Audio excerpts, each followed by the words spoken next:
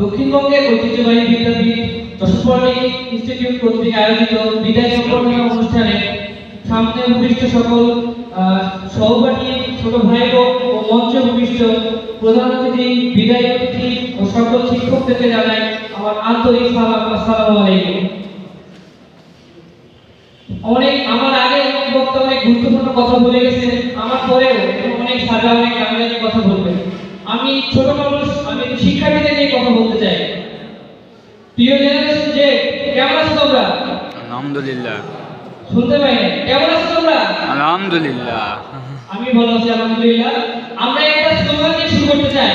আমি বলবো কারিগরি শিক্ষা নিলে, তোমরা বলবো দরিদ্রমুক্ত দেশ নিলে। কারিগরি শিক্ষা নিলে, কারিগরি শিক্ষা নিলে, কারিগরি শিক্ষা নিলে। এখন আমরা যারা সামনে বসে আছি সকলেই হয়তো ভবিষ্যতে ডিপ্লোমা ইঞ্জিনিয়ারিং শেষ করে কেউ হায়ার স্টাডিতে যাব, কেউ জবের দিকে যাব, কেউ নিজেদের বিজনেস স্টার্ট করবে। কিন্তু সেই জন্য তো আমাদেরকে তার জন্য নিজেদের মর্যাদা নিজেদেরই গড়ে তুলতে হবে, তাই না? কিন্তু আমি খেয়াল করেছি অনেকেই হয়তো নিজেদের মর্যাদা গড়ে তুলতেছে ডিপ্লোমা ইঞ্জিনিয়ারিং করার মাধ্যমে, কিন্তু অনেকেই এখনো নিজেদের মর্যাদা নিজেরাই দিতে পারতেছি না। আমরা এখনো বিভিন্ন জায়গায় বিভিন্ন বঞ্চনার শিকার হই, বিভিন্ন জায়গায় আমরা সম্মান একটু পাচ্ছি না।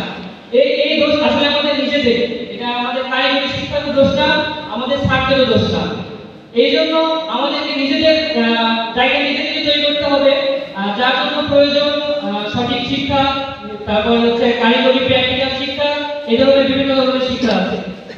এখন আমি বলবো, এখানে যারা আমরা ডিপ্লোমায় যখন প্রথম ভর্তি হই, আমাদের কম্পিটিটর কিন্তু বাইরে থেকে না, আমাদের কম্পিটিটর আমার পাশে থাকা, তোমার পাশে থাকা তোমার সবথেকে প্রিয় বন্ধু বান্ধবী গুলাই, কারণ তারাই ভবিষ্যতে বাংলাদেশের নেতৃত্ব দিবে আমি মনে করছি।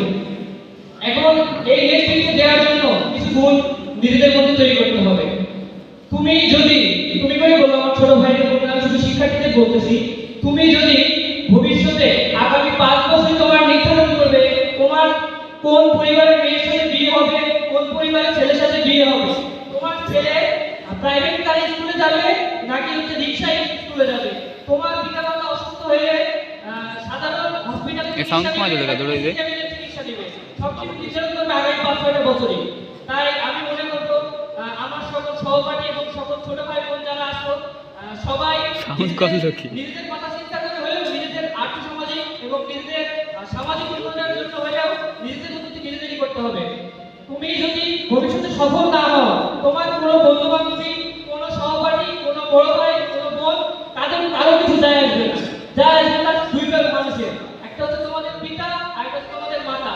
তাই তাদের কথা চিন্তা করে হলেও তোমাদের নিজের উন্নয়ন নিজেদেরই করতে হবে। ব্রেন কন্ট্রোলিং একটা কথা বলে শেষ করতে চাই, সেটা হচ্ছে পুরুষরা 25 বছর পর্যন্ত বাঁচে, কিন্তু তাদের 75 বছর পর্যন্ত কবর দেওয়া হয় না। এই বলে আমি একটা ছোট মানুষ কিছু কথা বললাম, ছাত্রের কাছে ক্ষমা চাই, আমি আমার বক্তব্য শেষ করছি। আসসালামু আলাইকুম।